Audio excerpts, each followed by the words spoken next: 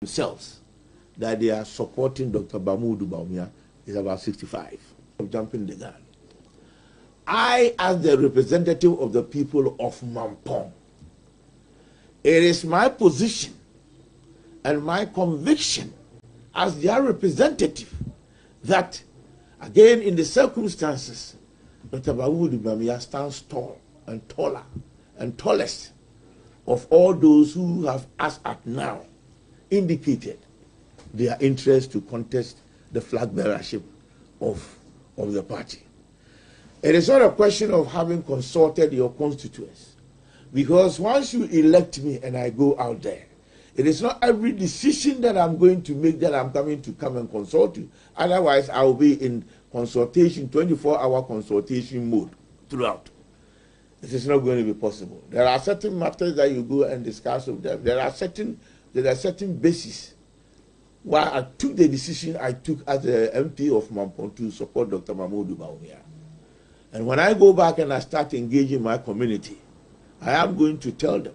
But I can also tell you something. You go to my constituency today, the mood is Dr. Mahmoud Bawumia. That I can tell you. Any good leader, you must have feelers, right, to feel the pulse of your constituents. You must know where they want to stand. So some MPs have not been able to come out openly because the feelers in their constituencies are not that clear-cut. Mine is clear-cut. It is in Dr. Mahmoud Bawumia.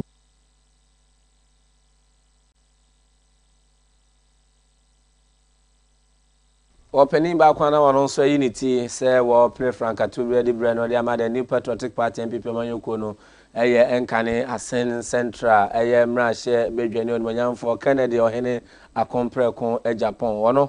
And our Kaya, MPP Manukono, National Executive Council, you trying to take on send neck. I hear whom over Bosun and Tosudun, some Kogoshimo, a Lisa Hotel called Junja Manukono, and Omode Betuja.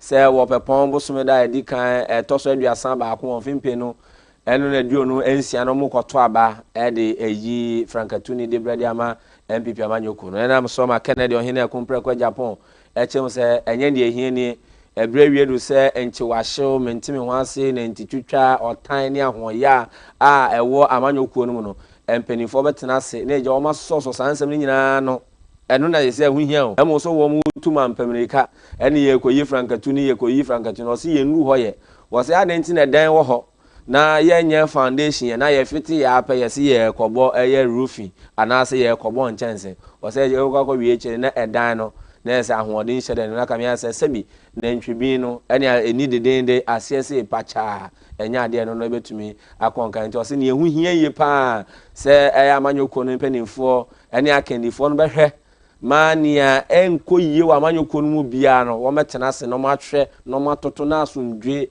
ene adwobra watumi aba ansana ye koto aba akwakoyi asemesi ye koto aba akwakoyi obente no etumi abaso. Micro-based committee to do fact-finding, to check what and come up with the results or the findings. But as we sit here, those who matter in the party that have to know the causes of our defeat, we don't.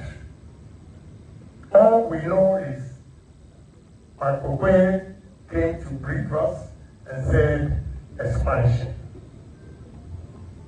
So are we saying because of expansion that we lost miserably? We have not answered that. Then why do you jump to go and conduct election to elect presidential candidates? I'll be brutally frank. If you don't solve those problems, you can bring Jesus Christ as your presidential candidate. Even from today, we're still not going to make it. I'll tell you the truth.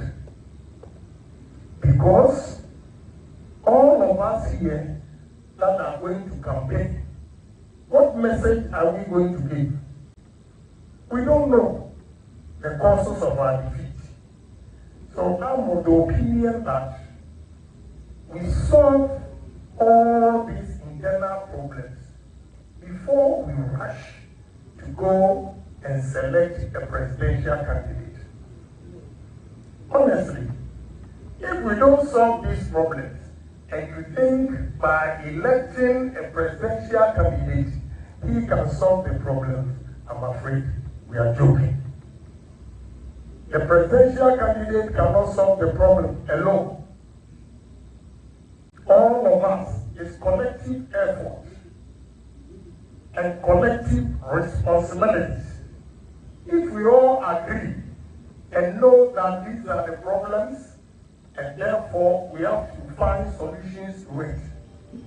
Even if we go and the decisions we take do not help us, we all accept that we all took the decision and not point or blame others.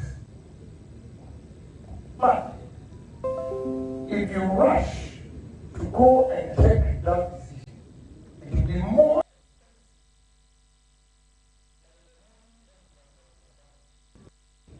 So I'm telling you, I don't have a problem. But to select or rush to go and select a presidential candidate with the intention that he will come and solve the problem for us, I'm of different view. No. If you want us to tell you the truth, there is nothing wrong with the system that we have. From bottom, polling station, electoral area, constituency, regional, national, and presidential. Why you find something wrong with it is that you like it, you take it. If you don't like it, so be it. It's because we created monsters in the party. There's nothing wrong with the system that we have. Because we created monsters in the party and allowed them to take decisions anyhow that affected us. We need to solve that problem. Have you changed the monster? You bring it from the top again, we are going to create another monster. Another monster will be created. He will look at your face and say, you didn't support me, you're out. And because he's a presidential candidate, whether he's right or not, the people will accept. Then it goes to region, from national to region. You look at your face is ugly. And you're out. It goes to constituency. I don't like the way you look, you're out. It goes to police station. I don't like you people, you're out. The people that they are going to eliminate, it doesn't necessarily mean they are not good people that can campaign for the party. And because they express their opinion, which a particular candidate did not like, well, now the case, we have seen it. Don't just pretend. We have seen it before. And most of you are ready to draw a line. And it causes our disease. We have to admit the truth. We should not be ashamed of yourself as sympathizers to the chairman. Because they didn't listen to you.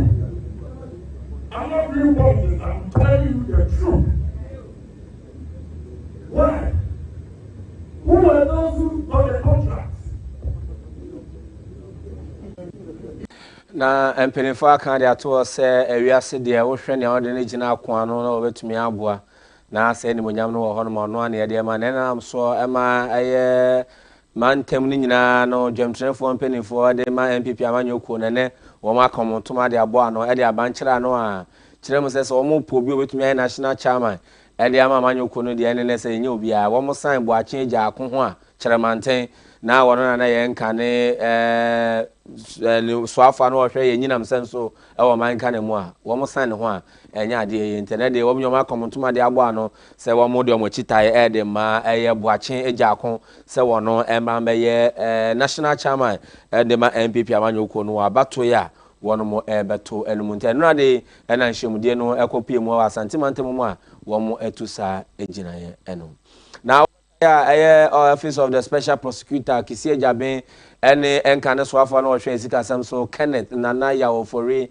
Arthur Ken Ofori ata na ye frena na eno na ne nsem no mu edoso mu a ne order red interpol ebusuafo abemu ankwankosi aga wo mo choro krata ekwasem de bia wo mo gbo krata no tugu ye ema asan bo eye Ken Ofori ata na ebusua na eka 5000 Ghana cedis na wo san nsem no mu no ene na so ma Professor Jampo ono ene wo ye acting CEO ede Emma Ghana Shippers Authority chenze dabe senia owura friends Kisi Ejaben ekura Ken Ofori atem no kamia se wone no wo asembi won asembi wo mo mienu ntemu ene na so ena me no e ka se no wo yesa nenu mo ena owura Kisi Ejaben de krata ba bonten se da enye da biada enye no kra nne enye no kra china wone Ken Ofori ata wone ni asemu bia wone ne nti aduahoma bia so na mom no oman na wa ma oman na agboka no enu nti oman no ho no owura Kisi Ejaben odwen ho na mo enye ne nia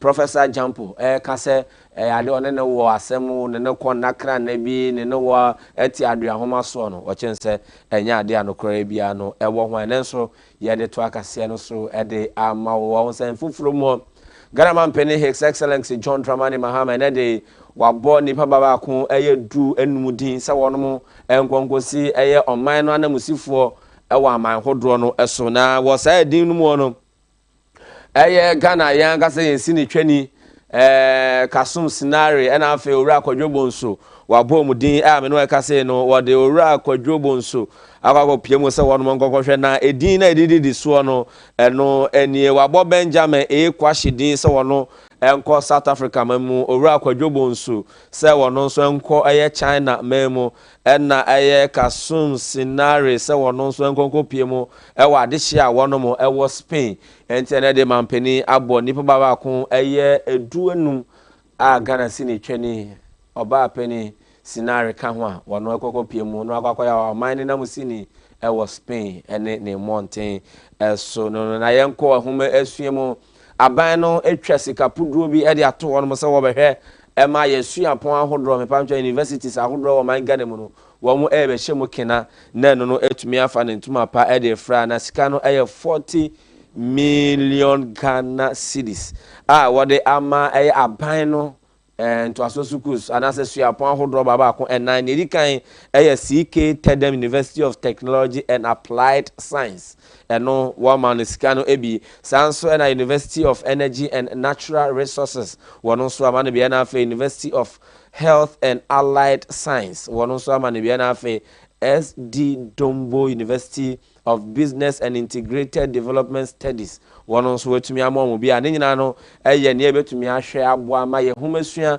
ene yesu apon ahodo wetumi afa ne tuma pa de fra ene nam so ma ban na etumi etu asa na mo na me no ka say so afo hwe humasua sam so no nyamfo Haruna Idris wono ene de sansam nyina no etumi ede etu dwa ene no pe ya ye de to akase no so ede amamo na ye nto akase no so obeka ya yare bi yiniti bosumi muade ba yesi efen mpox monkeypox na no na ba to dwa sesa ayare no kokopie mu ewo atoye mantemu ma western north and as a western region ho na yare no edimu ntintim eye pa na no na mpanifo chim se wono ma yemu hwehwemu a wo hwe ohamu eye abupan edioson baako eye 71% a echese sa yare no eye ade a efi eye western region hono ma ede eba na chief pharmacist Kwadwo Ochere apenten wono na wode sansam ye betu dwa nti ochem sempanifo ama omani ku hono mu ye pa wono mu ye nhwehwemu wo hono se na ometumi ehu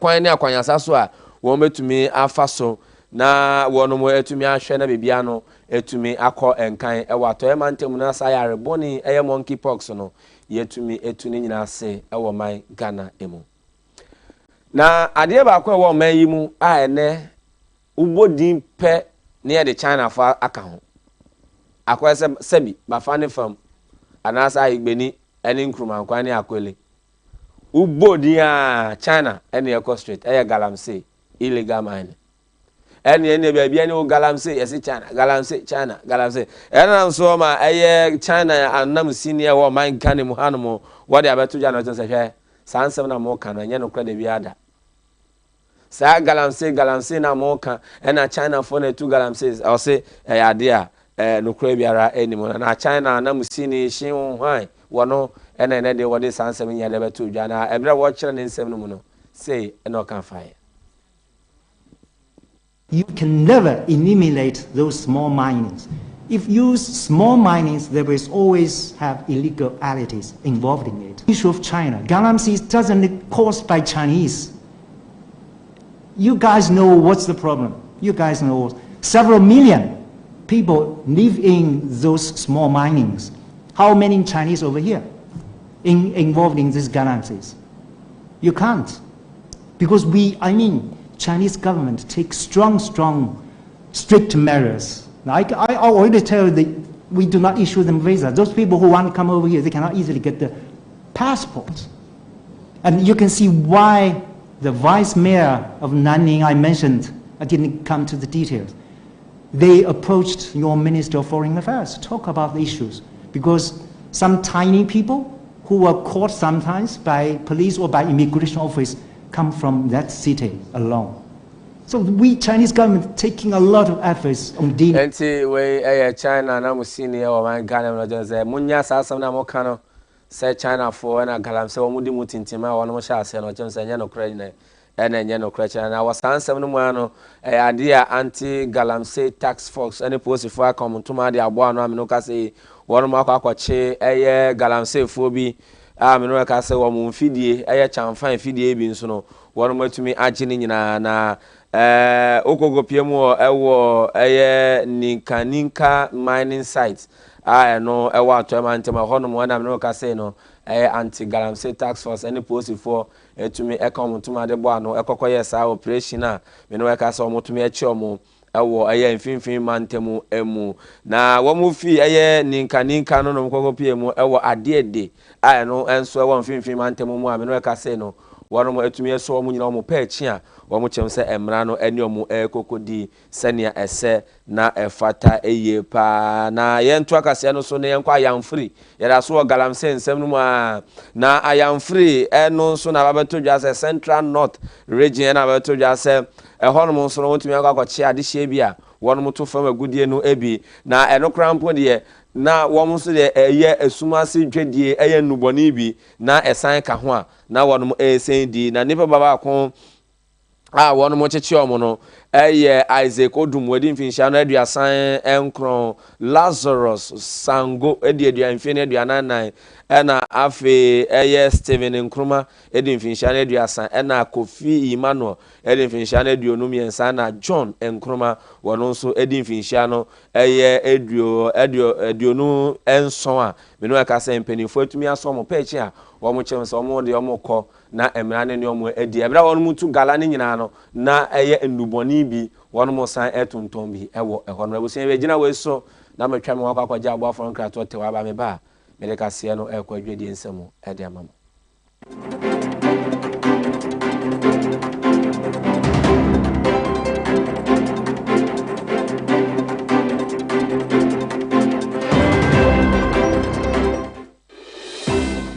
Fraba ejasuoni o yanom ehyen use fuel we so yensesa oil ne wohia ene ne key ehyen egumechi nyina lip moto Giomi anase nami eyemu bia won sabeka wo KFM Limited wo Ghana ha lip moto abefu cancer abi yanom emwedene sanso efe wa hwe interiors here.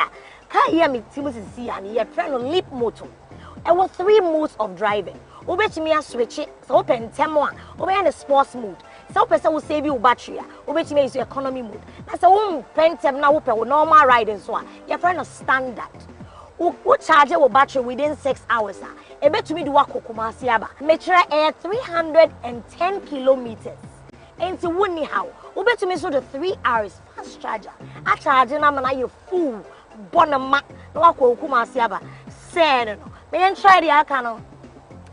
Giomi. Ni awon ne key. Make sure say key ni ben. Wa wo hwese na interior on etie na. Black and white papa. So no FSN yo. Wa screen tentin. E bo ma hu car no battery aka. Na ma hu mileage nso e wo so. When so the etu kwan 320 kilometers and sana was a charge. Ubetimi a charge in 6 hours. Fast charger ya 3 hours. A barefoot if you did so. Ubetimi a driving in 3 modes. A year standard, sports, and I say economy. So what pentem to say me yanum choose sports what's it. Ubetimi to quite fee hakokubasi.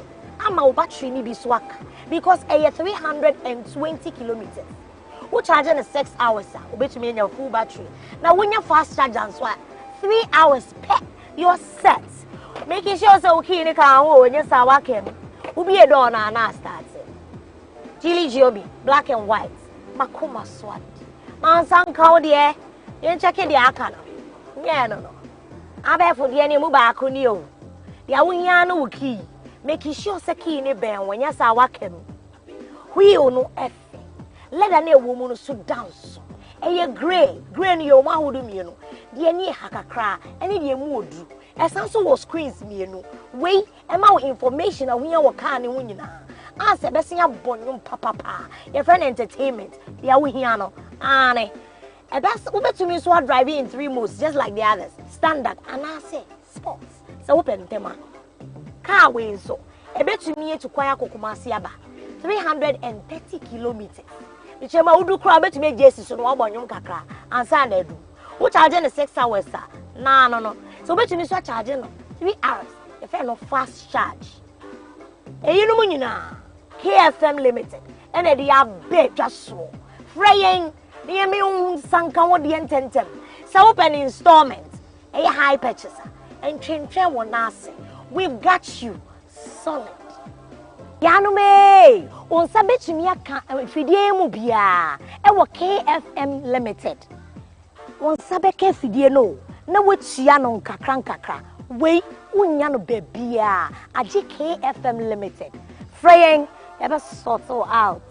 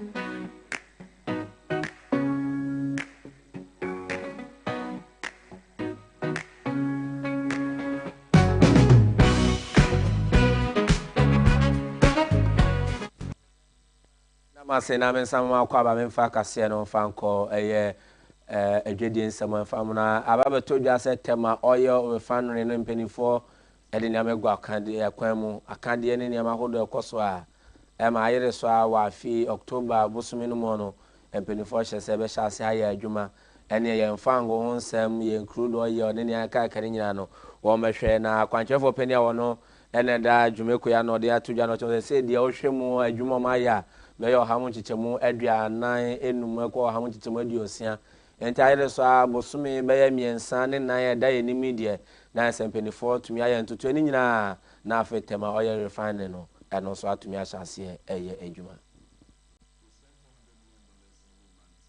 refined petroleum product.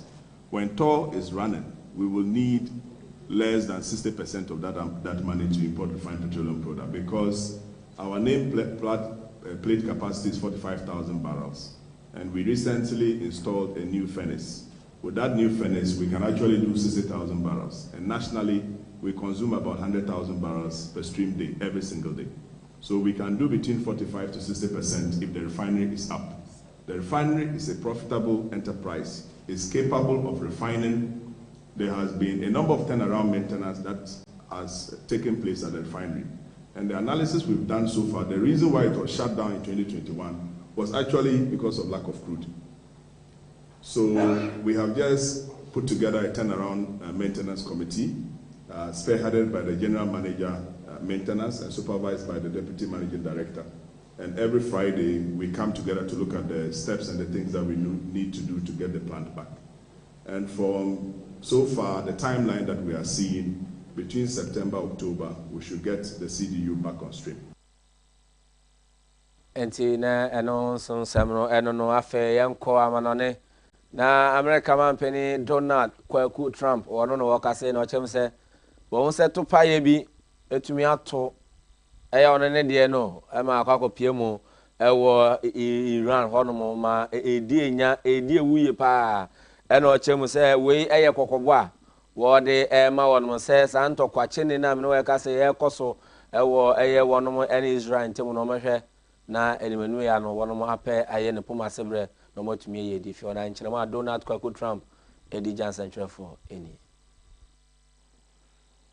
Thank you very much. A short time ago, the U.S. military carried out massive precision strikes on the 3 key nuclear facilities in the Iranian regime, Fordow, Natanz, and Esfahan. Everybody heard those names for years as they built this horribly destructive enterprise. Our objective was the destruction of Iran's nuclear enrichment capacity and a stop to the nuclear threat posed by the world's #1 state sponsor of terror. Tonight, I can report to the world that the strikes were a spectacular military success. Iran's key nuclear enrichment facilities have been completely and totally obliterated. Iran, the bully of the Middle East, must now make peace. If they do not, future attacks will be far greater and a lot easier. For 40 years, Iran has been saying death to America, death to Israel.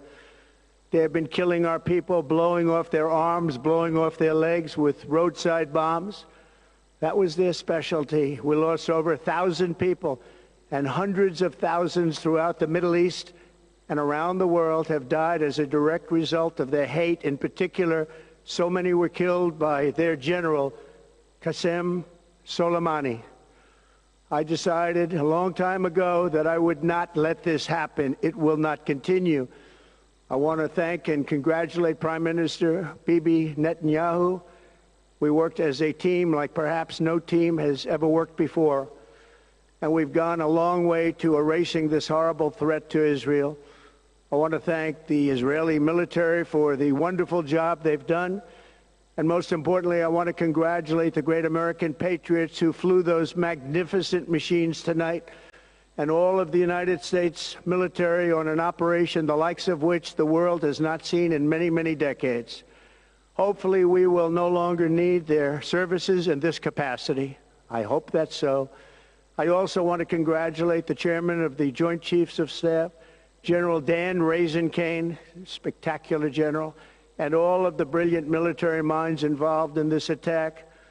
With all of that being said, this cannot continue. There will be either peace or there will be tragedy for Iran far greater than we have witnessed over the last 8 days. Remember, there are many targets left. Tonight's was the most difficult of them all, by far, and perhaps the most lethal. But if peace does not come quickly, we will go after those other targets with precision, speed, and skill. Most of them can be taken out in a matter of minutes. There's no military in the world that could have done what we did tonight, not even close. There has never been a military that could do what took place just a little while ago. Tomorrow, General Kane, Secretary of Defense, Pete Hegseth will have a press conference at 8 a.m. at the Pentagon. And I want to just thank everybody, and in particular, God. I want to just say we love you, God, and we love our great military. Protect them. God bless the Middle East, God bless Israel, and God bless America. Thank you very much. Thank you. Donald Kwaku Trump, American company, and then I will this answer me to you. Now, so now I try my home Bible Kako Casiano when Jadi and Semo, and Yamamo.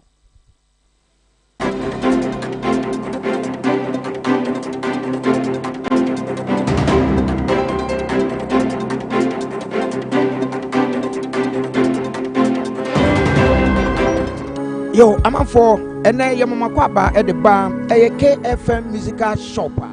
The Tosum, you know, who free a Kumasi Malcolm that Damono, a sunny at the bar at Dumuno, Sabran Udu, a Sambra Junction, Sambra Hotel, Quantana Sope. Now shop on any Sambra Hotel and the Dinsha anymore. Would the free Sambra Hotel, a wood sunny at the cop, Nankane and Hagan Hono, Annie, a hawk and a KFM musical shop. The Tosum, you know, yet be in the fofro. Now the air can say, if you papa a timiche, the Odia sorry, the Odi grow agro ahudo. Tuma de be a woody open here a young figure, musical instrument piano, a KFM, into what say Ghana Muntie Asantemai Muntie, a KFM musical shop, Anna Sabre, Yabian fofro Monochai, a war Prempeh 2nd Street.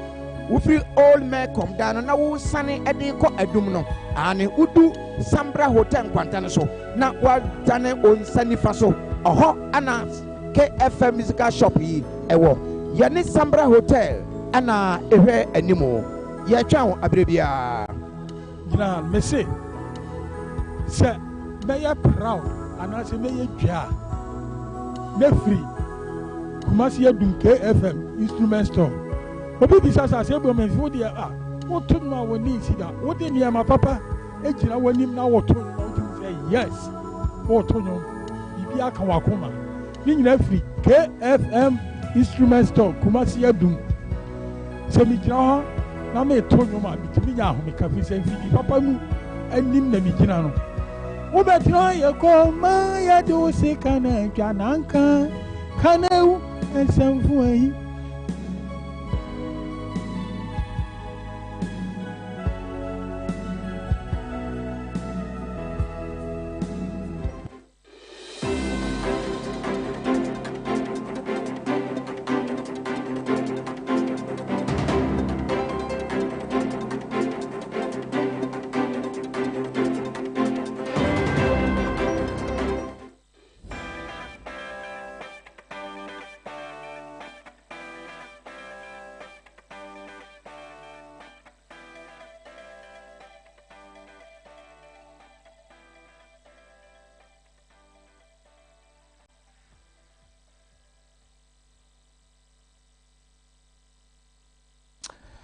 I was saying, my men are saying, I'm in some more cover, be my fee, young Korea Cassian war, and Jadian Semuna, Stone Boy, Beam Nation, one neck, I say, and what you say. I'm for the donor, and say, maintain wants to be a warning, as I mean in terms so a brave nature, Mukodi, and no, no, no, shy, Uncle Fast from Quay, Dow, and this I mean in Tema, and Yan Tia, and Tokoba bomb in Temune. And I nya dia o my uncle fano a two-way channel and can be so to church in some United to draw a banner one Centrani George Quay, aiding corner to Samin way ni papa, Oceanium to any ne futu or the man or Abrabomu, a jar at trainer, a yarden in the edge of pa, just abdani dear, a tremunamon and any dear, or that soon a nette. Say 1 way back on, 1 way and now for, as I say, young Kubi could I Echen enuanti ne na ma bonten na samini ene stone boy beef na stone boy ne samini wo beef no o se sansem no no kra biara enum ya de na etwem pen na ne nyina mu no matena ase wo mo yempanifo aye ne wono matumi apani nyina poma sebre gina stone boy nsam wo so ne de kase ne nyina no e de esie ene anope na se na piesie en confirm KFM musical center kona kwaje mfidi papa wa so dem ho no kwasi ada memene da efiada omoton honso nyina moziramifo motumi akọ ene Allahu akbar ene watini ye microphone papa enye ba akọ ya imam be Allah na ebo ne hone dabi ko KFM musical center na monkwaje ne papa ene Pentecost Presby Methodist Mozambique Christo Church ene moma anyum no so a afi tu ya na ma de wani mo nyama na se watenyum no clear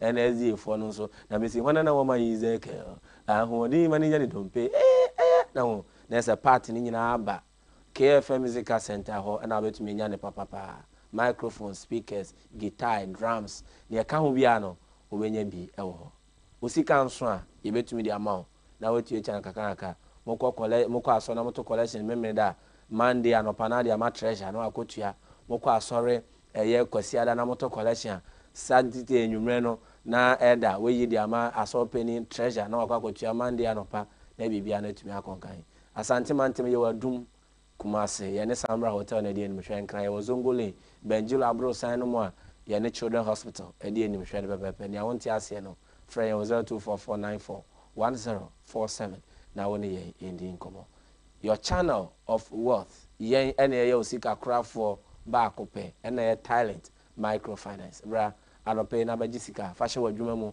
fa ko osuku wakwantuo no dwumadie bi a wodi asoda na wusi no niema enko ya ohie sika ni menim ya na otwa wani ento bi enim no insim no kai eyaketu abi ya de ma wa na apepa ho na esa wona okọ wani mu no dada batek ka sabra beje fon sa papa ne ho aka de hello utemenka hello jineye hello debi hello na se fon am charge ne sisi na battery wo me ba cho beje papa we enye kpo enye China we original number 1 direct from factory yen ene etumi e de abrewo obe hu ye cha akọ connection ye bentakwa station 0206016037 na woni ye endi komano pay am fasira PSN farmer head of MCR master set mate wono ejina chire ehwe ye e de ko Facebook etoto bibia Cristiano energy sound o check bibia ma bibia na tumi e kon kan na afi 7 years a watch mpra won fa ne hon kan obada na Saturday no eye ne birthday Roland and happy belated birthday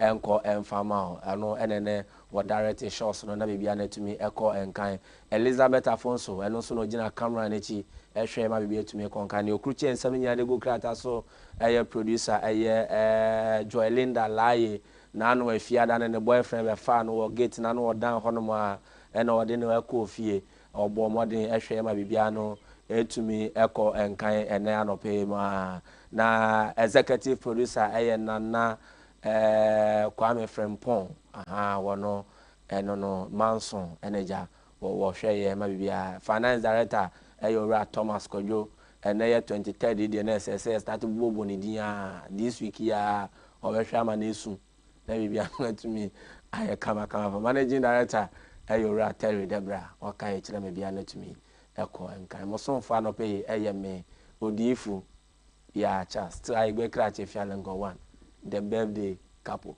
makra munyina